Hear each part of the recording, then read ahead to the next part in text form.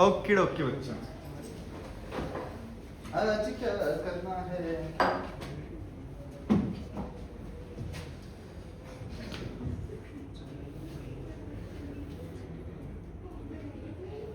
क्या हो गया, कुछ बताओ। क्या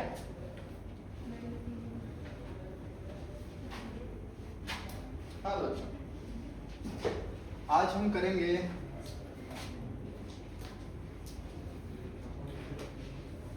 क्या करेंगे?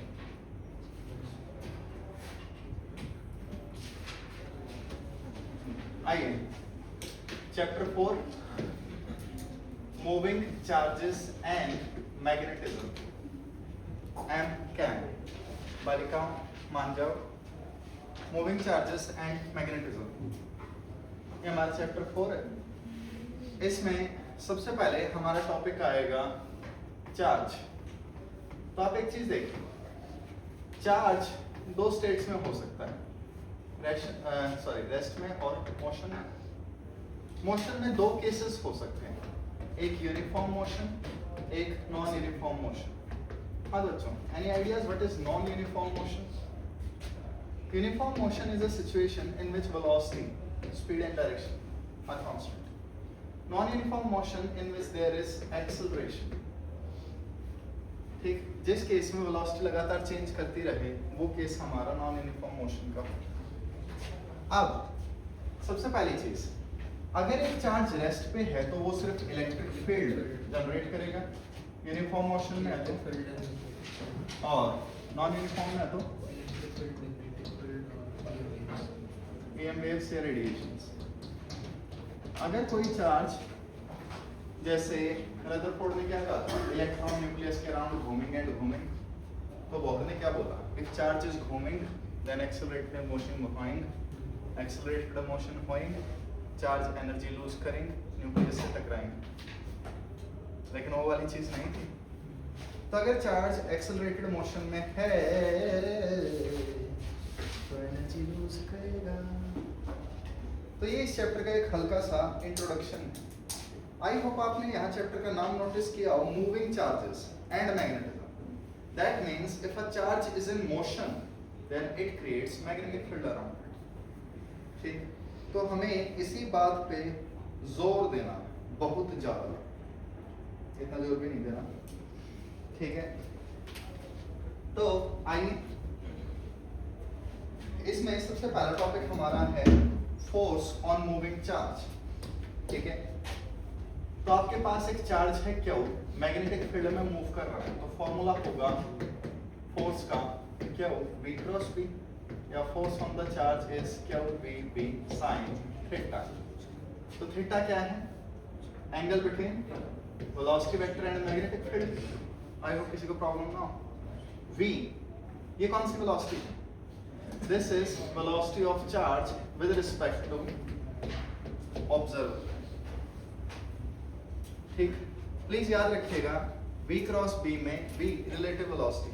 जैसे एक हेल्प करो, यहाँ मेरे पास क्या है, एक चार्ज है, इस चार्ज को मैंने थ्रो कर दिया है v स्पीड से। बताइए मैग्नेटिक फोर्स कितनी लगेगी? क्या वो v क्रॉस b? ठीक, तो आप देखिए, अगर आपका चार्ज पॉजिटिव है तो जिस डायरेक्शन में v क्रॉस b है उसी डायरेक्शन में फोर्स लगेगी। लेकिन अगर आपका चार्ज नेगेटिव हो गया तो v क्रॉस b करो, उससे अपोजिट डायरेक्शन करो, इस डायरेक्शन में आपकी फोर्स लगेगी। ठीक है, तो ये हमारा पैटर्न हो। अब वेलोसिटी डायरेक्शन में हाथ किया, मैग्नेटिक फील्ड के डायरेक्शन में घुमा दिया, इस साइड थंब आ रहा है तो ये इस साइड मूव करेगा। व्हाट इफ हम क्या कर रहे हैं, हम एक ऑब्जर्वर ले रहे हैं, ऑब्जर्वर भी v स्पीड से मूव कर रहा है, तो बताइए what is the magnetic force on the charge with respect to this observer? इस ऑब्जर्वर के रिस्पेक्ट में मैग्नेटिक फोर्स कितनी लगेगी? Any ideas? एंड दे रहा तुम्हारा नंबर 0, क्योंकि ऑब्जर्वर और चार्ज सेम स्पीड से मूव कर रहे हैं, तो ऑब्जर्वर को ये लगेगा कि नहीं, इसमें कोई मैग्नेटिक फोर्स नहीं। ऑफ कोर्स इस पे फोर्स लगेगी, लेकिन वो फोर्स अब इंड्यूस्ड इलेक्ट्रिक फील्ड से हम कैलकुलेट करेंगे, मैग्नेटिक फोर्स नहीं लगेगी। So moving charges, motion is relative, with respect, ठीक है, किसी चीज के रिस्पेक्ट में मोशन करता है। तो इस चीज को थोड़ा सा देख लीजिएगा। अब आइए मैं आपसे कहूं कि मैग्नेटिक फोर्स एक चार्ज पे 0 है, तो क्या केसेस हो सकते हैं बताइए। मैं 4 नंबरों के प्रोडक्ट को 0 बोल रहा हूं, चारों 0 हो सकते हैं, 3 0 हो सकते हैं, 2 0 हो सकता है, 1 0 हो सकता है, कोई भी 0 नहीं है, ये केस नहीं हो सकता। तो पहला case charge 0, that means neutral particles don't experience magnetic force. अगर एक न्यूट्रॉन को मैग्नेटिक फील्ड में प्रोजेक्ट कर दे तो उस पर फोर्स नहीं लगेगी। दूसरा केस स्पीड 0, इसका क्या मतलब हुआ, या तो चार्ज रेस्ट पे है या चार्ज रिलेटिवली रेस्ट पे है, या तो चार्ज मूव ही नहीं कर रहा है या चार्ज ऑब्जर्वर के एस्पेक्ट में मूव नहीं कर रहा है, जो कि सेम बात हो जाती है। तीसरा केस, ठीक, मैग्नेटिक फील्ड 0, ये वाला अंडरस्टूड है। अगर एक चार्ज मैग्नेटिक फील्ड में है ही नहीं तो उस पर मैग्नेटिक फोर्स लगेगी कहां से, ना रहेगी बांस ना आएगी बदबू। ओके, तो प्लीज याद रखिएगा। ऑफ कोर्स, तो यहाँ पे लास्ट वाला केस क्या आता है, साइन थीटा 0। साइन थीटा अगर 0 है तो थीटा कितना होगा, 0 या 180। ये वाला लास्ट वाला हमारा काफी ज्यादा कॉमन क्वेश्चन है। तो वेलोसिटी इज पैरेलल और anti parallel to magnetic field, then magnetic force is 0। अगर एक चार्ज मैग्नेटिक फील्ड के पैरेलल या anti parallel going, it experiencing no forcing. Okay, देखेंगे।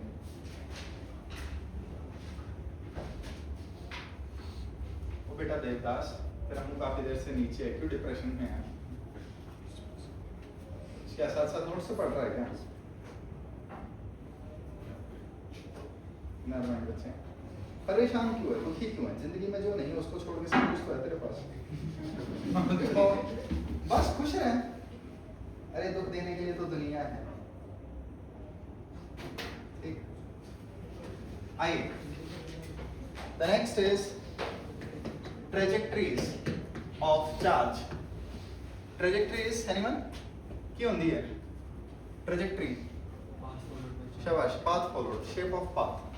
तो देखिए पहला केस, मान लो वेलोसिटी मैग्नेटिक फील्ड के पैरेलल एंटी पैरेलल है, थीटा कितना होगा, 0 या 180। तो आपने क्या किया, आपने एक चार्ज को, ठीक है, मैग्नेटिक फील्ड के पैरेलल या एंटी पैरेलल फेंक दिया, फोर्स लगेगी नहीं। आई होप आपको पता हो ग्रेविटेशनल फोर्स हम कंसीडर नहीं करते इन चैप्टर्स में जब तक ना बोला जाए। तो चार्ज को अगर इस डायरेक्शन में फेंका इस डायरेक्शन में जाएगा, इसमें फेंका इस डायरेक्शन में जाएगा, तो ट्रैजेक्टरी कैसी होगी, कैसा पाथ फॉलो करेगा, स्ट्रेट लाइन, स्ट्रेट। ठीक है। ऑन द अदर हैंड, अगर हम इस चार्ज को, ठीक है, 90 डिग्री पे फेंक दें, that is velocity is perpendicular to magnetic field. तो आप देखिए ये हमारे पास एक मैग्नेटिक फील्ड है रीजन में, अंदर की तरफ हमारे चुल थी, हमने एक चार्ज को लिया, चार्ज को ऐसे थ्रो कर दिया, and this is positive charge. तो फोर्स कहाँ लगेगी, ठीक, V और V के परपेंडिकुलर, इस केस में इस साइड। तो इस पे इस साइड फोर्स लगेगी, ये ऐसे घूमेगा और ऐसे घूमता रहेगा। आई होप आपको पता हो फोर्स इस साइड है तो एक्सेलरेशन इस साइड होगा। एक्सेलरेशन वेलोसिटी में एंगल क्या है, 90। अगर एक्सेलरेशन वेलोसिटी के पैरेलल हो तो स्पीड इंक्रीज होती है, एंटी पैरेलल हो स्पीड डिक्रीज होती है। इस केस में कहाँ 90 डिग्री, ना पैरेलल ना एंटी पैरेलल, स्पीड चेंज होगी नहीं, तो स्पीड चेंज नहीं होगी। स्पीड चेंज नहीं हो रही है और सर्कल में घूम रहा है, तो कौन सा मोशन हुआ, यूनिफॉर्म सर्कुलर मोशन। तो बताइए work done by magnetic field, work done force into displacement, force centre की तरफ, displacement tangential. So magnetic field can never change the speed of a charge। Magnetic field किसी भी scenario में charge के ऊपर work done नहीं कर सकती। Magnetic field can not supply power, magnetic field power नहीं दे सकती, only electric field can do it. ठीक, तो कहीं भी work done by magnetic field आ जाए, इट इज ऑलवेज 0। सिर्फ इलेक्ट्रिक फील्ड काम करती है, मैग्नेटिक फील्ड तुम लोगों की तरह मॉर्निंग असेंबली में होती ताते लाती रहेगी, ना साउंड जाएगा, किसी को लिरिक्स नहीं पता लेकिन सारे एक्टिंग कर रहे हैं। क्या नहीं हुआ क्या? आई होप गर्ल्स में से तो कुछ होंगे जो स्टेज पे जाके गाती होंगी। बॉयज को तो नहीं बुलाया जाता ना स्टेज पे, हाँ एक आधे को वो करवा देते थे, अटेंशन स्टैंडिंग, अटेंशन स्टैंडिंग। हमारे अटेंशन और रिलैक्स बोला जाता था, ठीक है, हमारे स्कूल में। तो एक दिन मैं यहाँ साइड के स्कूल में खड़ा हो गया, मेरे को बार बार सुन रहा अटेंशन स्टडी, अटेंशन स्टडी। मैं यार अटेंशन तो चलो समझ में आया, स्टडी का मतलब फिर पता चला वो PT teacher stand at ease, कुछ ज्यादा ही फास्ट बोल रहा है। स्टैंडी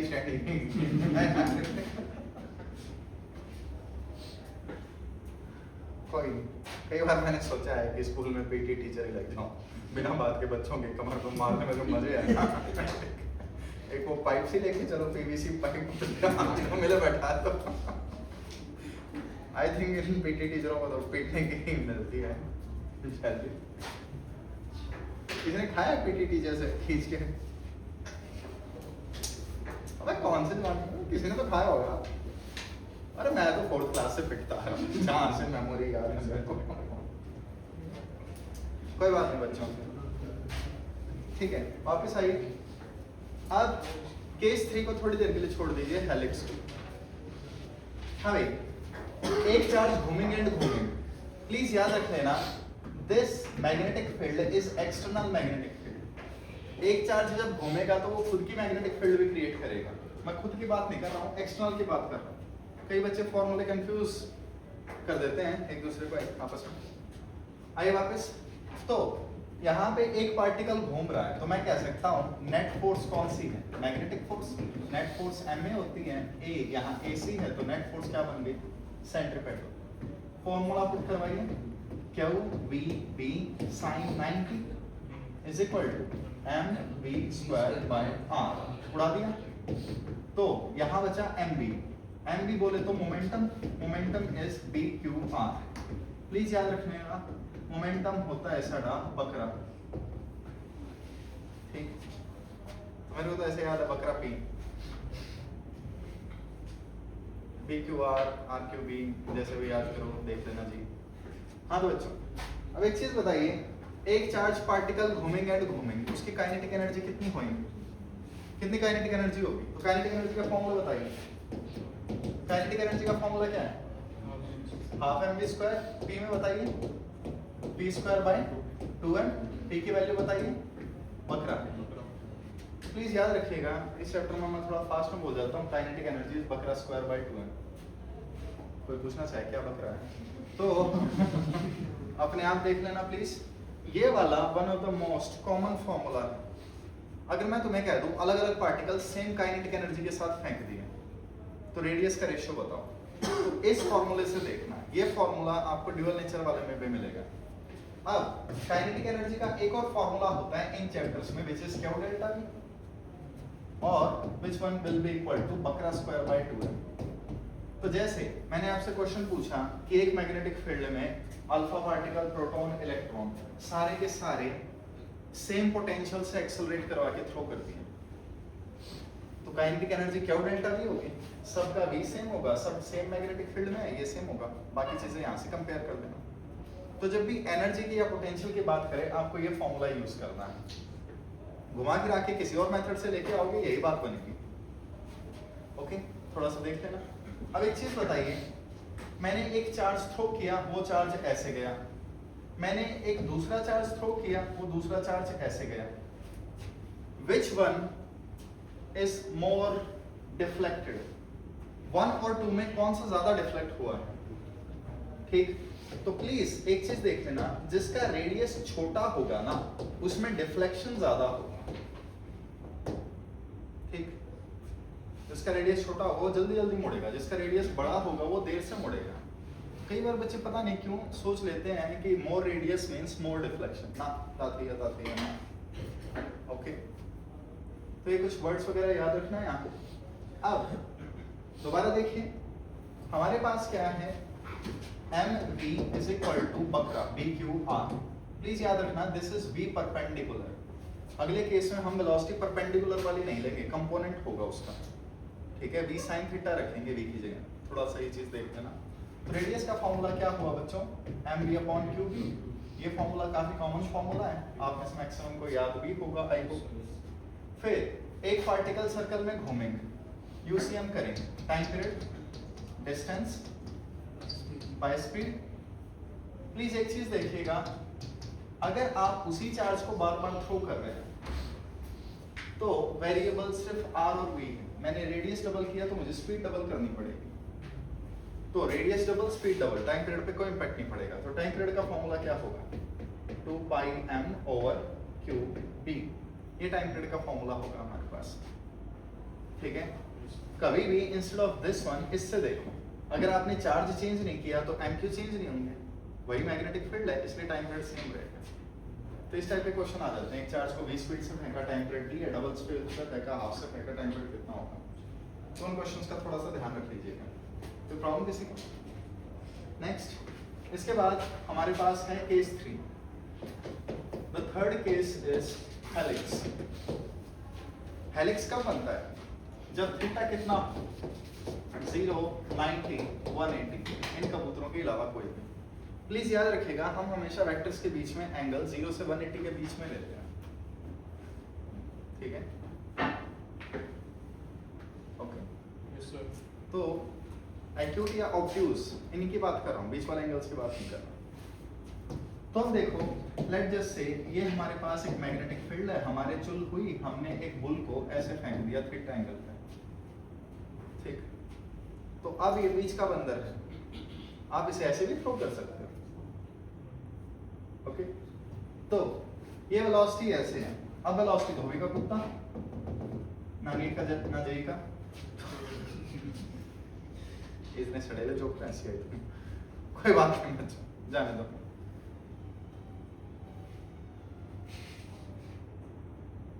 ये धोबी के कुत्ते वाली रेफरेंस वैसे मेरे को कभी समझ नहीं आई क्योंकि जितने भी धोबी मैंने देखे मैक्सिमम के पास कुत्ता नहीं, एक्सेप्ट फॉर दिस वन। यहाँ पे एक है जो 500 गज के घर में रहता है एक रूम में, ठीक है, उसने बाल लगा रखा है कुत्ते से सावधान, और उसके पास 2 कुत्ते हैं और दोनों को देख के लगता थप्पड़ मार के आया ठीक है, लेकिन ये एनिमल राइट्स के अगेंस्ट है, बड़े क्यूट कुत्ते हैं।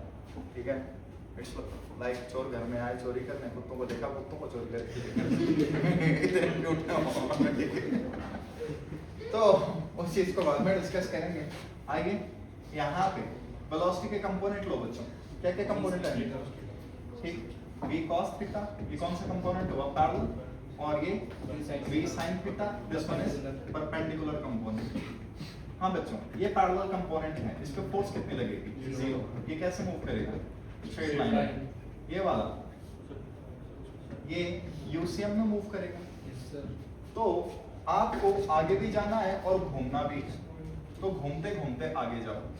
This is the path of a linear spring. ये जो स्प्रिंग आप लगवाते हो, ठीक है, उसका पाथ जो आप कॉपी में बाइंडिंग करवाते हो ना, स्पाइरल बाइंडिंग, वो एक्चुअली हेलिकल बाइंडिंग होती है, स्पाइरल अलग होता है। स्पाइरल इज लाइक बच्चों के चाबी वाला खिलौने के अंदर से ये वाला, ये स्पाइरल होता है, थोड़ा सा देख लेना।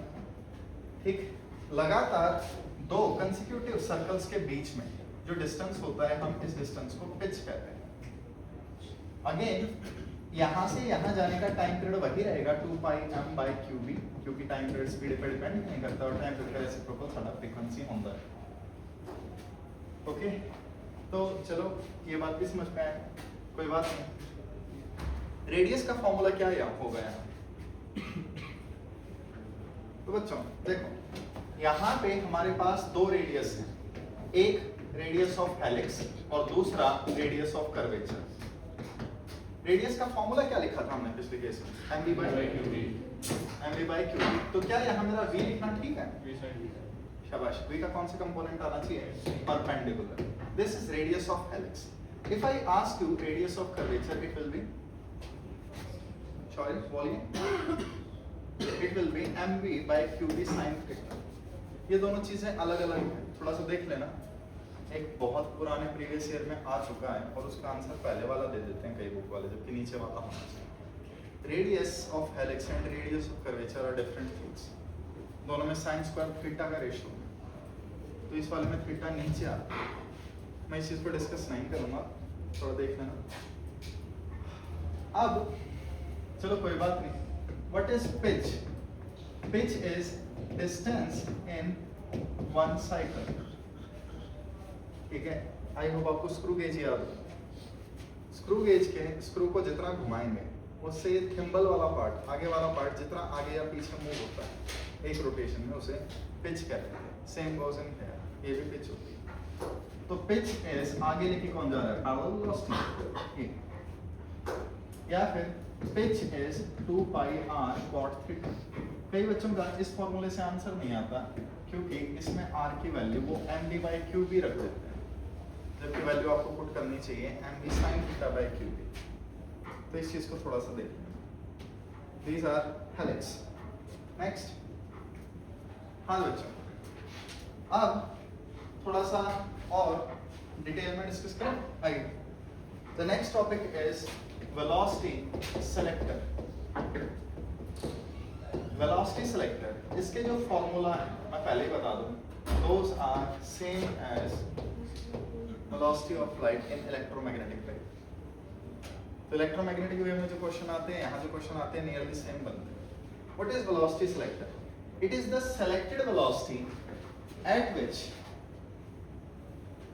a charge experiences zero force in magnetic and electric field.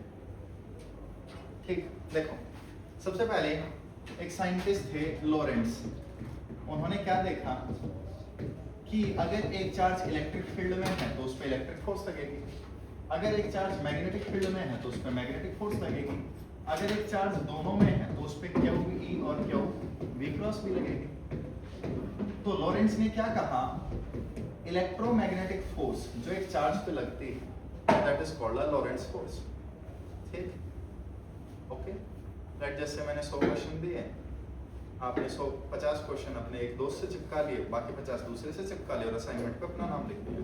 Same goes for Lorentz. इसने इलेक्ट्रिक मैग्नेटिक फोर्स के रिजल्टेंट को लॉरेंट्ज फोर्स कहते हैं। तो ये कोई अलग चीज नहीं। तुम जो इतना मुस्कुरा रहे हो मुझे पता है कैसे काम दिखा रहे, होमवर्क करते ही नहीं हो तुम। जस्ट इन केस मैं याद दिला दूं, 18 दिन रह गए।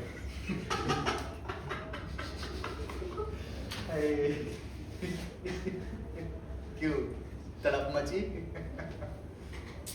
अरे यार अजीब लोग हो तुम भी। क्या मिल जाता है काउंट डाउन करने से? ऐसा तो है नहीं कल 19 दिन बचे होंगे। सॉरी बच्चों, थोड़े मजे आते हैं मेरे को ऐसे परेशान करके बच्चों को। ठीक है, ओके। सो सबसे पहले एनीवन लॉरेंट्ज फोर्स क्या है ये पता चला। इलेक्ट्रिक और मैग्नेटिक के रिजल्टेंट को लॉरेंट्ज कहते हैं, जो कि कॉमन सेंस है। What is velocity selector? It is the selected velocity at which net force on a charge becomes zero. अगर एक चार्ज इलेक्ट्रिक और मैग्नेटिक दोनों फील्ड में मूव कर रहा है और मैं उसको कोई ऐसी स्पीड और डायरेक्शन दे दूं, ठीक है, जिससे उसके ऊपर फोर्स जीरो हो जाए, that velocity will be called, that phenomena में जो वेलोसिटी आएगी वो वेलोसिटी सेलेक्टर होगा। तो हमें वो सेलेक्टेड वेलोसिटी देखनी है। आइए, सबसे पहली चीज इसे उस साइड भेजिए, क्यों चला जाएगा उस side. Velocity selector is independent of type of charge. कोई फर्क नहीं पैंदा चार्ज हर जगह पॉजिटिव हैगा ते नेगेटिव हैगा। हरियाणवी तो ही ठीक है, हरियाणवी मैं आंदी नहीं, पंजाबी मैं सीखदा नहीं, हिंदी साढ़े तो बोली नहीं जाती, इंग्लिश कदे सीखी नहीं। तुम्हें जो लैंग्वेज नहीं आती वो मैं बोल सकता हूँ, क्योंकि तुम्हें आती नहीं तो पता कैसे चलेगा। ओके, हाँ बच्चों, नेट फोर्स हमारे पास क्या है, यहाँ पे जीरो होनी चाहिए, तो चार्ज उस साइड चला जाएगा। Velocity selector type of charge पे डिपेंड नहीं करता। आओ हैंडल कर पाओ। बच्चों एक चीज देखो, आपने शायद कभी गलती से क्रॉस प्रोडक्ट में ये चीज देखी, आई क्रॉस जे क्या होता है, के। अगर मैं तुम्हें कह दूं k is equal to i cross j, तो यहाँ सारे यूनिट वेक्टर है, मैग्नीट्यूड का लफड़ा लेने की जरूरत नहीं। तो तुम मुझे ये भी कह सकते हो आई क्रॉस जे अगर k है तो j क्रॉस k आई की डायरेक्शन देगा। तो यहाँ पे वापस आइए, आपके पास क्या है, E P B। आप किन्हीं भी दो का क्रॉस इस ऑर्डर में कर दो, आपको तीसरे की डायरेक्शन मिल जाएगी। तो बताओ, एक रीजन में मैंने तुम्हें इलेक्ट्रिक और मैग्नेटिक फील्ड दे दी है, वेलोसिटी किस डायरेक्शन में होगी? E cross B। मैंने एक रीजन में तुम्हें B और B की डायरेक्शन दे दी, इलेक्ट्रिक फील्ड किस डायरेक्शन में करो? तो B क्रॉस B की डायरेक्शन में electric field. This is for direction, ठीक है? इससे आपको डायरेक्शन मिल जाएंगे, किन्हीं भी दो की दे रखी है। The next is formula, adjust करो तो स्पीड आपकी कितनी आएगी? E by B। ये स्पीड ऑफ लाइट के इक्वल नहीं होगी, क्योंकि यहाँ ये चार्ज इलेक्ट्रोमैग्नेटिक वेव में ये c बन जाता है या स्पीड इन मीडियम बन जाती है। तो ये बातें याद रह जाएंगी। तो एक तो आपके पास वेलोसिटी सिलेक्टर में क्या है? Velocity, this one gives you speed, this one gives you direction. ये है वेलोसिटी सिलेक्टर।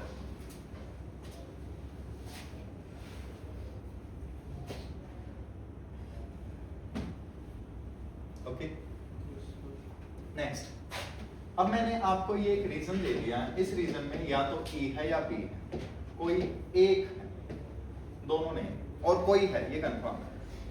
एक रीजन में या तो इलेक्ट्रिक फील्ड है या मैग्नेटिक फील्ड है, कैसे पहचानो? प्लीज ये आंसर मत देना, देख लेंगे। एक्सेलरेशन दोनों में आता है बच्चे, electric field magnetic field, centripetal acceleration भी एक्सेलरेशन। शाबाश। पहला, एक चार्ज को थ्रो करो, अगर चार्ज की स्पीड चेंज हो गई तो इलेक्ट्रिक फील्ड है, मैग्नेटिक फील्ड स्पीड चेंज नहीं करवाती। पहला मेथड तो ये हो गया। और दूसरा मेथड, एक चार्ज को रेस्ट पे रख दो, मैग्नेटिक है तो स्पीड चेंज कर नहीं सकती, तो रेस्ट वाला चार्ज रेस्ट पे ही रहेगा, लेकिन अगर इलेक्ट्रिक है तो मूव होने लग जाएगा। ओए दुखी आत्मा बच्ची, क्या हो गया? काम खो गई थी? तूने कहा था नीट है ना, क्लास ऐसे लगा रही है ना, चुपचाप देख यहाँ पे, ख्यालों में नहीं खोना, ख्यालों में खोना है नीट के पेपर के बाद या जेईई के पेपर के बाद, जब कुछ बन जाओ। सोचो, आज से 20-30 साल बाद तुम डॉक्टर बन चुके हो, डॉक्टरी थोड़ी लंबी ही होती है, डॉक्टरी के 5 साल 20 साल की को लगते हैं, 5.5 इंटर्नशिप प्लस फेल हो गए बीच में तो एक्स्ट्रा। मेरे कई स्टूडेंट्स हैं जिनकी बैक आ चुकी है कॉलेज में, बोलते हैं सर इतनी मेहनत कर ली नीट के लिए, कॉलेज में क्यों पढ़े? कईयों को फर्स्ट ईयर इतना अच्छा लगा, दोबारा करने की कोशिश क्यों ना हो? और पता है उनकी रीड क्यों लगी? सिर्फ इसलिए क्योंकि उनकी अटेंडेंस पूरी नहीं है, इसलिए नहीं कि सब्जेक्ट में फेल हो गए, कॉलेज में ही नहीं गए। तो सोचो, तुम किसको बता रहे हो? जब मैं कॉलेज जाता था तब मैं कॉलेज नहीं जाता था। ओके, मजाक अपनी जगह। तो इलेक्ट्रिक फील्ड को पहचानने के लिए हमारे पास कुछ नॉर्मल से मेथड। नेक्स्ट,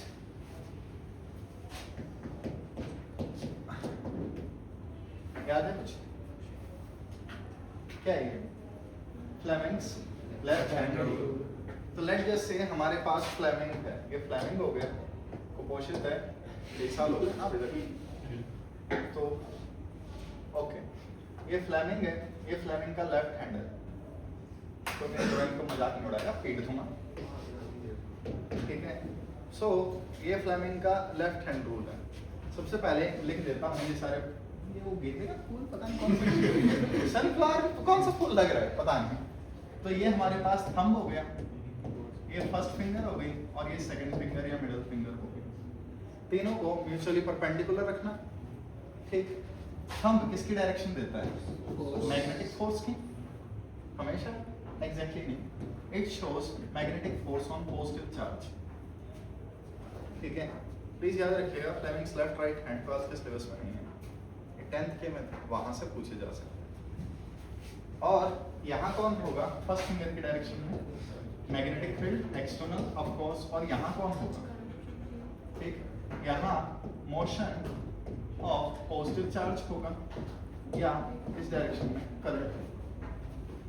तो एक करंट कैरिंग वायर अगर ऐसे जा रहा, ठीक है, मैग्नेटिक फील्ड ऐसे है, तो इन डायरेक्शन में ऐसे ऐसे करो, नस पे नस जब चढ़ जाए आपका आंसर आ जाएगा, ठीक है? और यहाँ से आपके बात बन जाएगी। तो ये हमारा फ्लेमिंग्स लेफ्ट हैंड रूल है, ठीक है? थोड़ा सा देख लीजिएगा। जस्ट इन केस मेरे पास पॉजिटिव चार्ज की जगह नेगेटिव चार्ज आ गए, तो क्या करूँगा? हम क्या अपोजिट ले लेना, ठीक है? डायरेक्शन एग्जैक्टली रिवर्स ले लेना। तो इस टाइप से आपकी बात बन जाएगी। नेक्स्ट,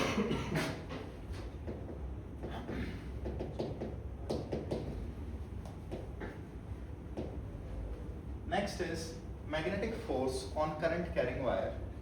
ठीक, आप रेस्टोरेंट में जा रहे हो, पूरा खाना खा रहे हो, बिल नहीं पे कर रहे हो, तो फोर्सफुली आपसे बिल पे करवा लिया जाएगा।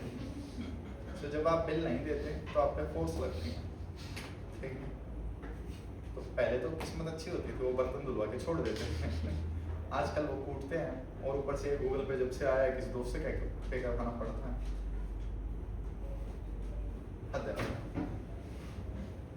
तो बिल इज फोर्स। आइए अब देखो, इसे सिंपल से समझाता हूँ।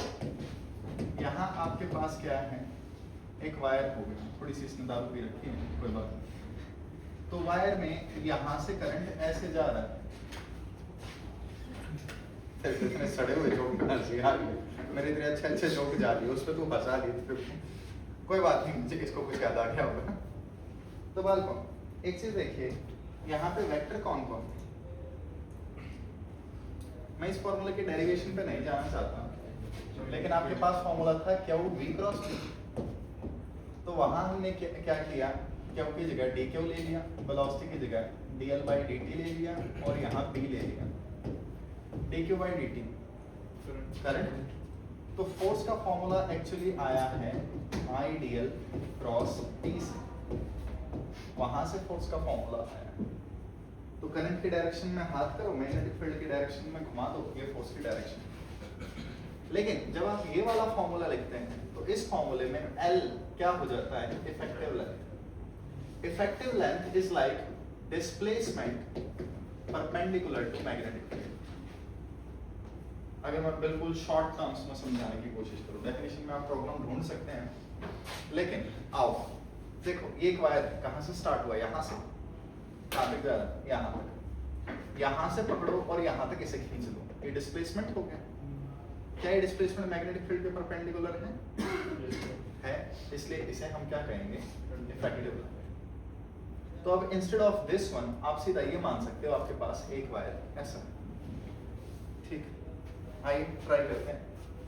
मेरे पास क्या है, ये मैग्नेटिक फील्ड है, ये एक ट्राइंगल ट्विंग ट्विंग ट्विंग, A B C I current है, ये 4 सेंटी, ये 5 सेंटी, सॉरी ये 3 सेंटी और ये 5 सेंटी। अब अगर मैं आपसे पूछूं फोर्स ऑन BC वायर, सिर्फ BC वाले वायर पे हमें फोर्स निकालना है, ठीक है। देखिए आपके पास क्या है, ये मैग्नेटिक फील्ड है और ये B से C वाला वायर है। तो इनिशियल पॉइंट से फाइनल पॉइंट, ये तो क्या हो गई डिस्प्लेसमेंट। क्या मैं 5 लेंथ रख दूं इफेक्टिव लेंथ को? क्यों नहीं, क्योंकि ये लेंथ परपेंडिकुलर नहीं है मैग्नेटिक फील्ड की। तो BIL में इफेक्टिव लेंथ डिस्प्लेसमेंट तो होती है, लेकिन वो मैग्नेटिक फील्ड के परपेंडिकुलर होनी चाहिए। तो मुझे इसका कंपोनेंट लेना पड़ेगा। तो इसका ये वाला कंपोनेंट कितना होगा, 3, ये वाला कंपोनेंट कितना होगा, 4। तो force on BC wire will be BIL, length 4 रखनी पड़ेगी, ओके।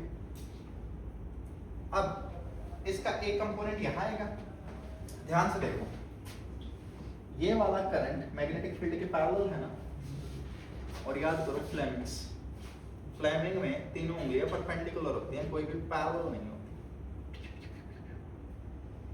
जिसका मतलब है अगर पैरेलल होगी तो फोर्स नहीं लगेगी। सो यहाँ पे आप देखिए, इस पे फोर्स है नहीं, इस पे BI4 लगेगी, इस पे भी BI4 लगेगी, equal and opposite cancel out हो जाएंगे। तो अगर मैंने आपको ये एक मैग्नेटिक फील्ड दे दी और ये एक ऊंगा बूंगा लूप दे दिया, ठीक है, और मैं पूछ रहा हूँ कि बताओ इस पे मैग्नेटिक फोर्स कितनी है, तो तुम कहोगे BI effective length.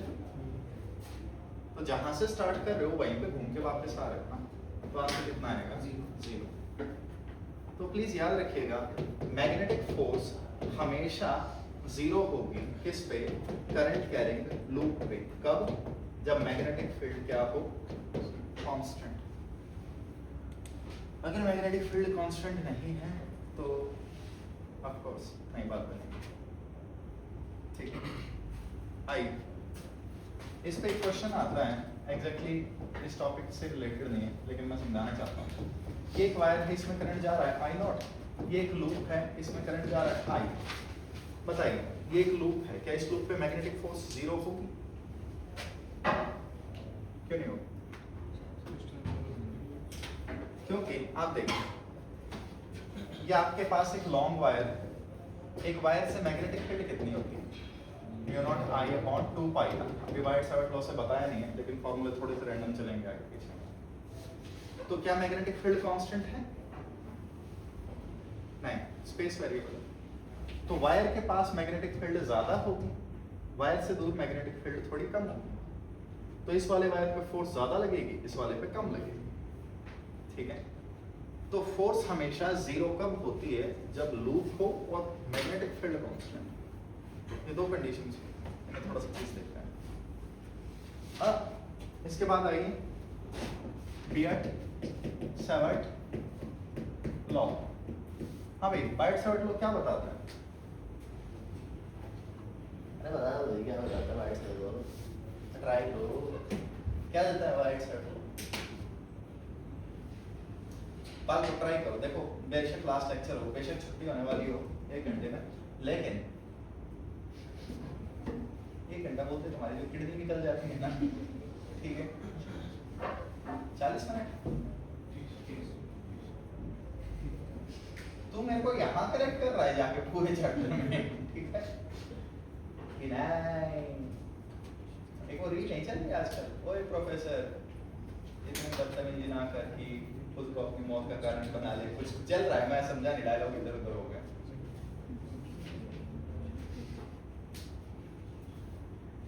Okay never mind, आइए हाँ तो चपाटी Biot Savart law, it gives elemental magnetic field due to elemental current. Biot Savart law किसी भी पूरे वायर से मैग्नेटिक फील्ड नहीं बताता, एलिमेंटल बताता है। देखो आपके पास एक इंटीग्रेशन का साइन है जो कि एक्चुअली करंट है। इस करंट पे मैंने एक छोटी सी लेंथ ले ली dl, सो इसे हम क्या कहेंगे? आइडियल को करंट एलिमेंट। इस dl से मैं किसी रैंडम p पॉइंट पे, तो ये कौन सी डायरेक्शन हो गई? This is direction of position vector, और दोनों के बीच में एंगल कितना है? थीटा। तो p पॉइंट पे मैग्नेटिक फील्ड कितनी होगी? I dl sin theta by r square के प्रोपोर्शनल। ये मैग्नेटिक फील्ड होती है एलिमेंटल से। तो बायट-सैवर्ट लॉ कभी भी b नहीं देता, ये db देता है एलिमेंटल। कितना अच्छा होता है, db की जगह bd दे रहा होता। लेकिन चीजें हमारे हाथ में नहीं है। नो स्मोकिंग गलत बात है, ओनली वेप।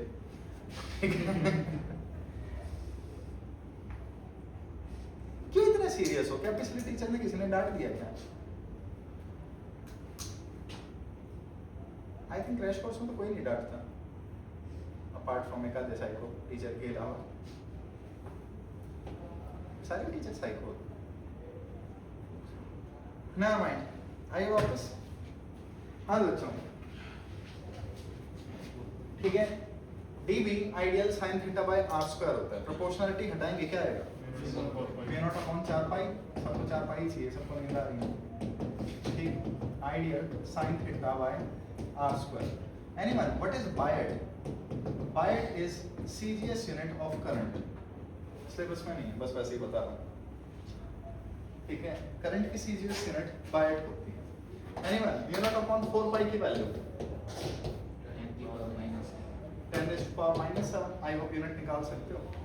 दूसरी चीज, म्यू नॉट अपॉन 4 पाई की वैल्यू 1 होती है अगर आप CGS सिस्टम में चल रहे हो। थोड़ा सा देखते हैं, कुछ क्वेश्चंस मैंने देखे हैं जिसमें म्यू नॉट बाई 4 पाई नहीं लगा, सीधा आपको बाकी डेटा मिल जाएगा। तो अगर वहाँ मैं CGS वैल्यू पुट कर दूँ तो म्यू नॉट बाई 4 पाई को 1 मान लिया जाएगा। तो जस्ट इन केस अगर किसी क्वेश्चन से मिसिंग है म्यू नॉट बाई 4 पाई, तो थोड़ा सा आइडिया लेते हैं। अब वापस आइए, देखिए मेरे पास क्या है, ये एक फाइनाइट वायर है, ये एक वायर है, मैं इस वायर से r डिस्टेंस पे p पॉइंट पे हूँ परपेंडिकुलरली। मैंने वायर के टॉप पॉइंट को और बॉटम पॉइंट को ज्वाइन किया, एंगल अल्फा और बीटा बने। तो यहाँ मैग्नेटिक फील्ड कितनी आती है P पॉइंट पे? Mu naught I upon 4 pi r sine alpha plus sign beta. तो अगेन आपको पता था बायर्ड सेरावट लॉ dB देता है एलिमेंटल फ्लूइड, तो हम उस dB को लेके यहाँ इंटीग्रेट करेंगे, वहां से हमारा आंसर आएगा। तो जितने भी फॉर्मूले होते हैं वो सारे यहाँ से डेराइव होंगे। एनीवे ये हमारे पास एक लॉन्ग वायर, सॉरी इसने मेरे को टोका नहीं, मैंने इस पे पॉजिटिव दिखा दिए। क्या कर रहे हो बच्चों? ये करंट कैरिंग वायर है, चार्ज थोड़ी ना है। अगर मेरे पास एक लॉन्ग वायर है, इससे r डिस्टेंस हो तो मैग्नेटिक फील्ड कितनी होगी? Mu naught I by 2 pi r। और अगर मेरे पास एक सेमी लॉन्ग वायर है, बोले तो एक डायरेक्शन में इंफिनिटी तक जा रहा है, दूसरी डायरेक्शन में नहीं, तो इससे मैग्नेटिक फील्ड कितनी होगी? Mu naught I upon 4 pi r। और हाँ भाई, यहाँ मैग्नेटिक फील्ड कितनी होगी? 0। एक वायर के आगे और पीछे पोजीशन वेक्टर पैरेलल हो जाते हैं, तो वायर के सामने या वायर के पीछे मैग्नेटिक फील्ड नहीं होती।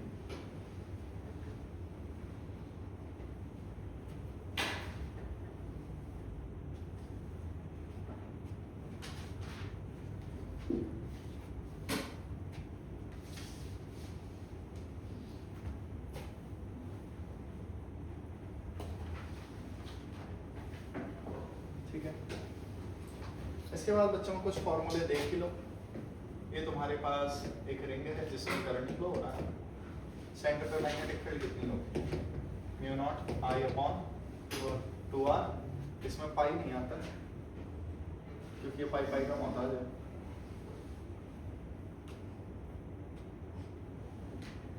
क्या हो गया बताओ, तुम लोग अपना पॉइंट रखो, कोई बात नहीं, इट्स ओके। आज उतनी एनर्जी नहीं है तुम में जितनी मॉर्निंग में होती है, आज उसकी डबल।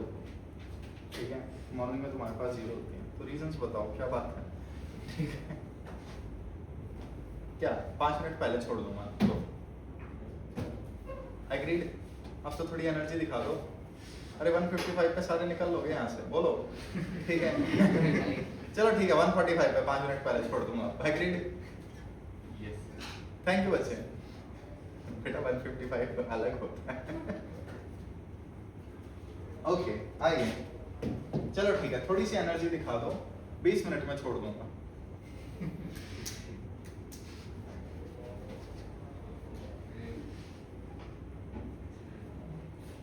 चलो ना तुम्हारी ना मेरी, 30 मिनट। ठीक है, अजीब लोग यार, सच में अजीब। ओके, ये सेमी सर्कल है, बताइए सेंटर पे मैग्नेटिक फील्ड कितनी होगी? Mu naught I upon 4r। Next, ये तुम्हारे पास एक रिंग है, हम उसकी एक्सिस पे हैं, x डिस्टेंस दूर, मैग्नेटिक फील्ड कितनी होगी? Mu naught I r square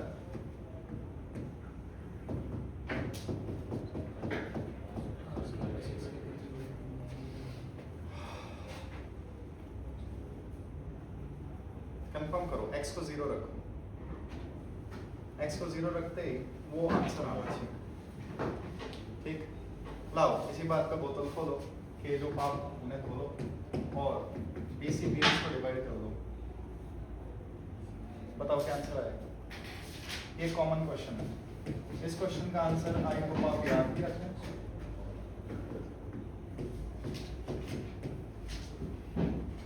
ये क्वेश्चन जेई में कई बार आ चुका है, नीट में तो मैंने नहीं देखा हो तो याद नहीं आ रहा। ठीक है, एक्सिस पे और सेंटर पे मैग्नेटिक फील्ड का रेशियो कितना? वो ब्रैकेट के अंदर भेजा है मैंने जबरदस्ती, देख लेना, यही फॉर्मूला बनेगा। हाँ बच्चे, नेक्स्ट, आपके पास एक कॉइल है, what is a coil? A ring with multiple turns. ठीक, कॉइल कई बार सोलेनॉइड हो जाती है लेकिन हमेशा नहीं। तो आपके पास क्या है, एक कॉइल हो गई, इस कॉइल को मैंने खोला और खोल के नंबर ऑफ टर्न्स चेंज कर दिए। तो लेट जस्ट से पहले नंबर ऑफ टर्न्स 1 थे, अब नंबर ऑफ टर्न्स कितने हो गए n। तो मैग्नेटिक फील्ड का फॉर्मूला होता है mu naught n I upon 2r। इसकी मैग्नेटिक फील्ड v नॉट थी, इसकी कितनी होगी? तो कहना चाहे n टाइम्स। बालकों मैंने तो डायग्राम भी सही बनाया है। देखो नंबर ऑफ टर्न्स चेंज हुए, रेडियस भी तो चेंज हुआ, कौन सी चीज चेंज नहीं हुई? Length of wire. तो length is 2 pi r into n। तो प्लीज याद रखना इसके सेंटर पे नई मैग्नेटिक फील्ड कितनी होगी? n square b not. तो एक क्वेश्चन जेई में आ चुका है, एक रिंग के पहले 2 टर्न थे, खोल के 5 टर्न बना दिए। तो तुम सबसे पहले मानोगे एक टर्न था, 2 टर्न हुए तो 2 स्क्वायर, 5 टर्न हुए तो 5 स्क्वायर, वहां से डिवाइड कर देना। ऐसे इन क्वेश्चंस को निकाल देना।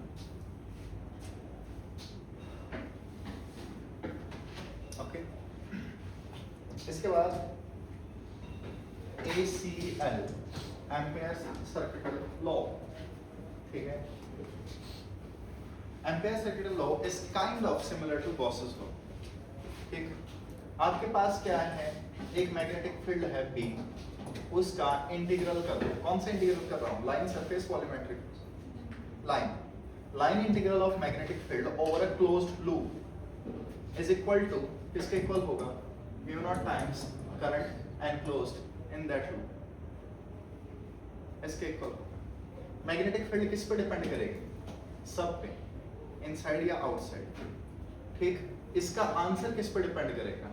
सिर्फ इनसाइड करंट। ये उसी तरह का एक क्वेश्चन, थोड़ा सा देख लेना प्लीज।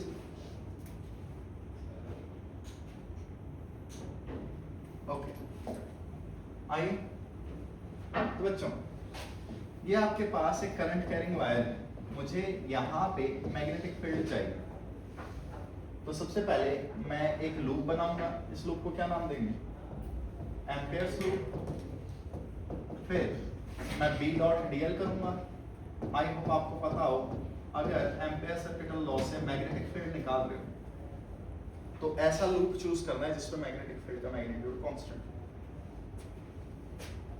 तो B बाहर आ जाएगा, DL total length 2 pi r is equal to mu naught I।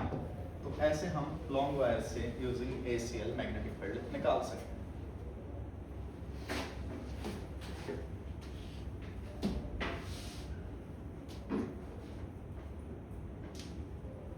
Please याद रखिएगा, अगर मैग्नेटिक फील्ड आपको निकालने हैं, सोलेनॉइड हो, वायर्स हो, सारे के सारे लॉन्ग होने चाहिए। आप फाइनाइट से नहीं निकाल सकते ACL यूज करके, ACL की सिमेट्री नहीं लगती। मैग्नेटिक फील्ड चाहिए, लॉन्ग होने चाहिए। आइए, हाँ बच्चों, हमारे पास कितने वायर हैं? एक पतला वायर तुम्हारे जैसा, एक मोटा वायर मेरे जैसा,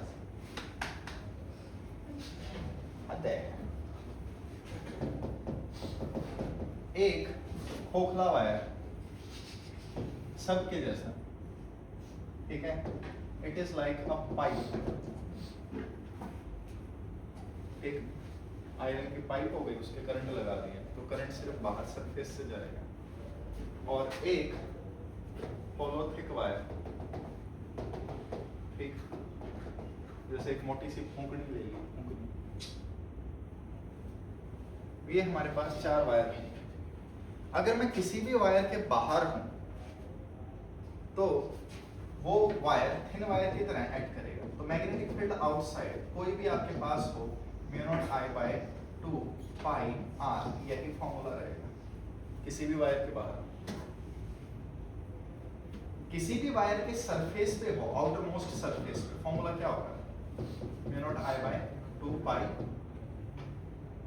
रेडियस। ये फॉर्मूले सबके लिए वैलिड है, कोई भी वायर। अब ये पतला वायर है, इसके अंदर जाएंगे ऐसे, तो इसका तो सीधा सा ग्राफ बनेगा मैग्नेटिक फील्ड वर्सेस डिस्टेंस का, रेक्टेंगुलर हाइपरबोला। ये हमारे पास होलो वायर पाइप है, मैं इसके अंदर कोई करंट है, तो ACL अगर मैं लगाऊंगा तो करंट ही नहीं आया, तो मैग्नेटिक फील्ड भी नहीं आएगी। तो इसका ग्राफ ठीक, यहाँ B, यहाँ R। अंदर तो मैग्नेटिक फील्ड होगी नहीं, बाहर निकलते ही एकदम मैग्नेटिक फील्ड आ जाएगी। ऐसा ग्राफ तुम देख चुके हो, किसका graph? Electric field due to inside और आउटसाइड। अरे इनसाइड आउटसाइड किसकी? बॉडी कौन सी? Conducting sphere. क्या ये एग्जैक्टली मैच कर रहा है? नहीं। इलेक्ट्रिक फील्ड का फॉर्मूला KQ/R² होता है। मैग्नेटिक फील्ड का formula inversely proportional to R होता है। इलेक्ट्रिक फील्ड में तुम्हारे पास क्या आया था? हाइपरबोला। यहाँ पे रेक्टेंगुलर हाइपरबोला है, ये डिफरेंस। Shape same. फिर अगर तुम्हें इसकी शेप याद है तो इसकी बता दो। इसकी शेप ऐसी बनेगी B वर्सेस R, अंदर ऐसे। मैग्नेटिक फील्ड इनसाइड, इसका फॉर्मूला होता है μ0I/2πr²। Anyone? Current upon area. Current upon area, तो इसका फॉर्मूला आप ऐसे भी लिख सकते हो μ0J×R/2। ये मैग्नेटिक फील्ड अंदर किस वायर की होती है? Thick wire.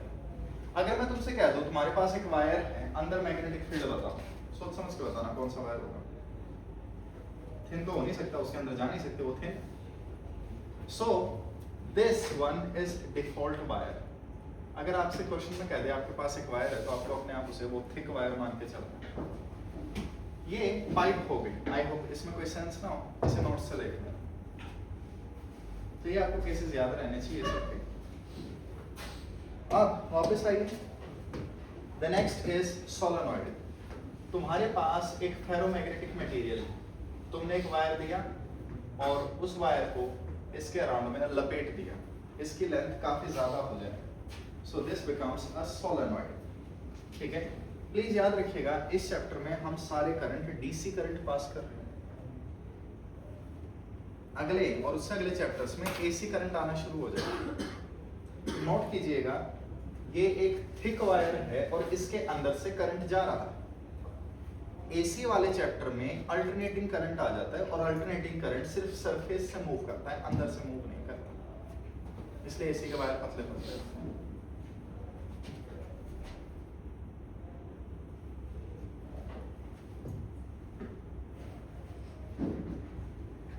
तुम लोग मानोगे?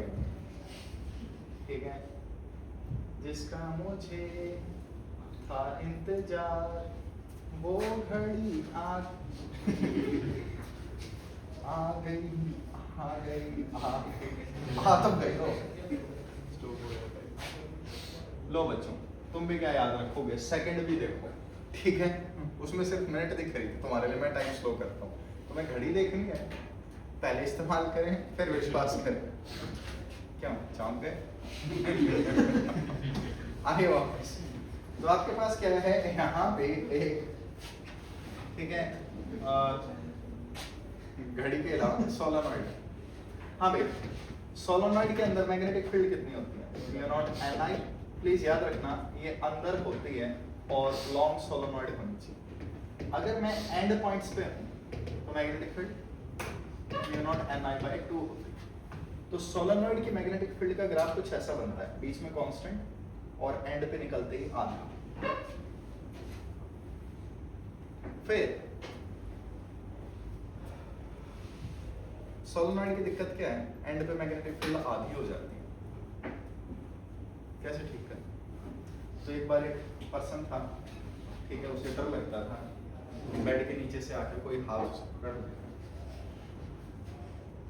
तो आई होप तुम्हें भी पता हो ये डर रियल नहीं है, लेकिन इट्स लाइक लाइट ऑफ कर दी, एकदम से बेड पे कूद के बैठो। जैसे ही आपने चादर ओढ़ ली, भूत आपका पीछा नहीं कर सकता। ठीक, जो भूत दीवार के आर पार हो सकता है वो चादर के आर पार नहीं हो सकता। ठीक है, तो ये कॉमन सेंस है, इस बात पे मैं रील बना सकता हूँ, आइडिया बुरा नहीं है। चलिए उस चीज को छोड़िए। तो वो डर रहा था, एक क्लिनिकल साइकेट्रिस्ट के पास गया, उसने बोला भाई 1 लाख रुपए लगेंगे, 1 साल के अंदर ये बीमारी ठीक कर देंगे। साइकोसोमेटिक बीमारी है ना, टाइम तो लगता ही है। तो फिर वो डॉक्टर के पास वापस नहीं गया, चलते फिरते कुछ महीनों बाद मिल गया डॉक्टर से ऐसे ही। ठीक है, दोनों खेत में साथ बैठे थे सुबह सुबह। तो मजाक कीजिएगा। डॉक्टर बोला क्या रहा, वो तेरी बीमारी थी। कहता है मेरे एक दोस्त ने 100 रुपये में ठीक कर दी। कहते कैसे? कहता पाँव काट दो उसने बेड के पाँव, ठीक है। तो बेड के नीचे कुछ जा ही नहीं सकता, तो निकल भी नहीं सकता। So same goes for solenoid. Solenoid के जो एंड हैं, इन एंड पॉइंट्स पे, ठीक है, क्या है, मैग्नेटिक फील्ड आधी हो जाती है, ना रहेगा बांस ना आएगी, बस हम इनके एंड ही खत्म कर देते।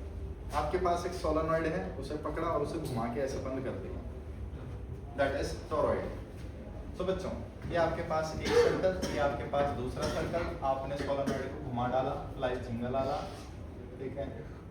जिंदगी में बहुत पाप किए, लेकिन ये बनाना सीखना सबसे बढ़िया पाप था, और ये गड़बड़ हो गई। इमेजिन कर सकते हो ड्राइंग में 97 नंबर, हाँ 250 से तो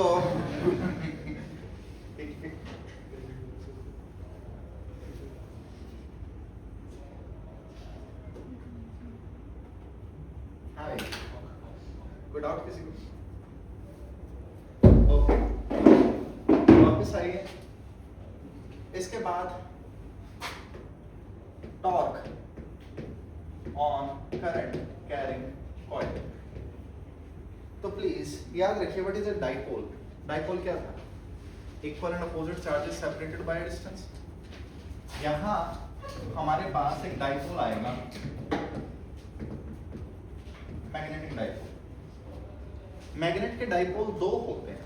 पहला, ये आपके पास एक बार मैग्नेट, ये नॉर्थ ये साउथ, तो ये मैग्नेट हो गया।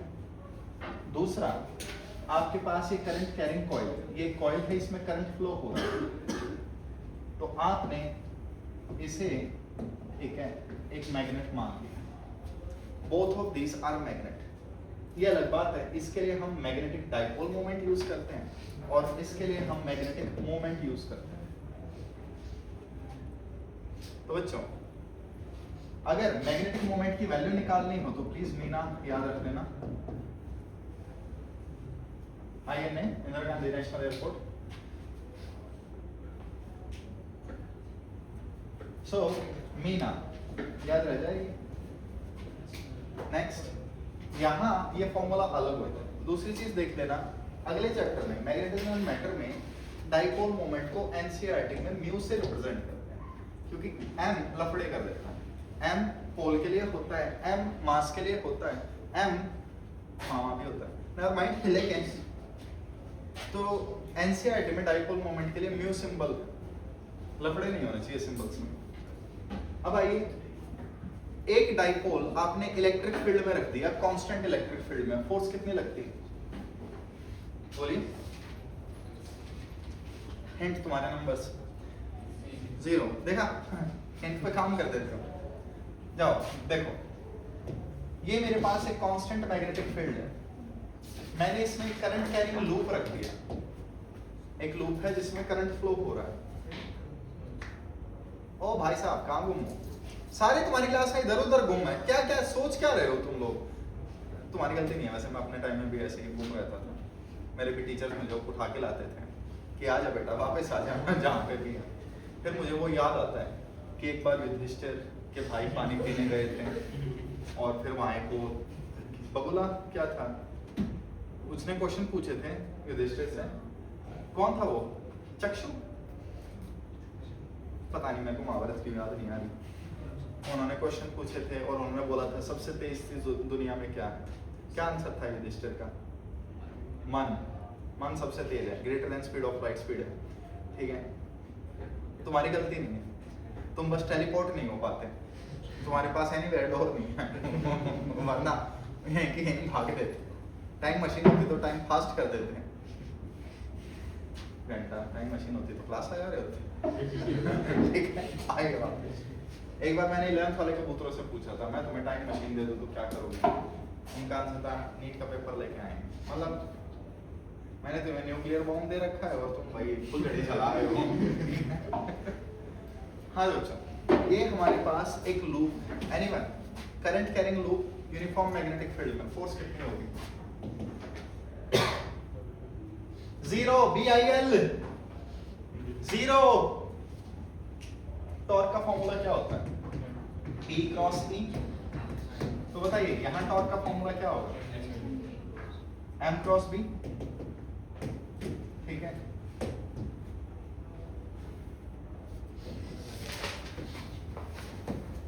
ओके।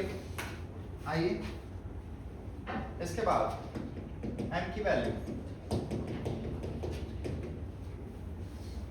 क्या मिस किया मैंने? Sine theta.